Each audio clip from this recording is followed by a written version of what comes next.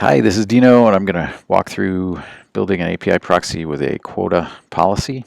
We're going to call this QTest, and I'm just walking through the wizard. I'm not going to turn on any authorization, and I'm also not going to deploy it initially. So really, this is just a blank pass-through API proxy at this point.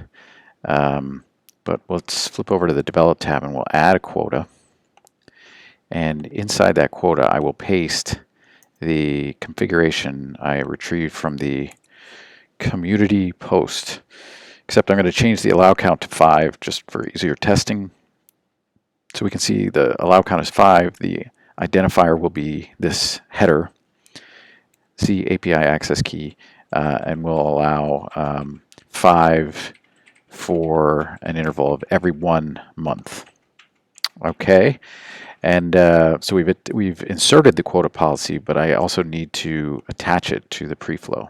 So there it is. So it's going to run for every request that I send into this API proxy.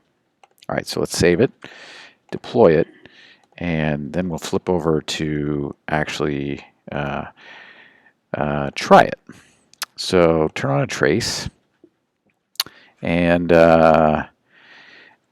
we can run that from here. So I'll do a curl, an H, and the header is Z API access key, and the value is let's make one up, ABC 1 2 3 4, and the URL will be cat500 test.apigee.net and qtest.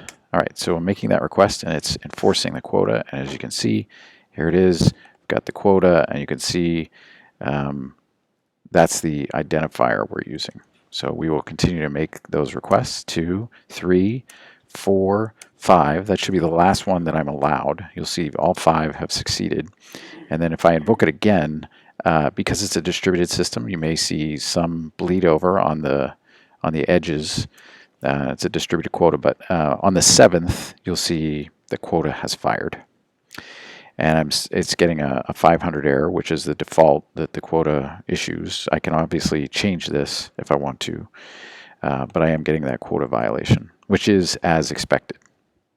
Now, if I change the identifier, let's put a 5 on this. Now I've changed the header there, so that means I'm going to be using a different quota bucket, and that means I'll get a new quota. That's 2, 3 requests, 4 requests, 5 requests, 6, and probably, because it's a distributed system, okay, on the 8th one, it fires. And that's just because there is some time between synchronization between the distributed nodes that are enforcing the quota. So you can see the quota policy is working exactly as we would expect. So that's it.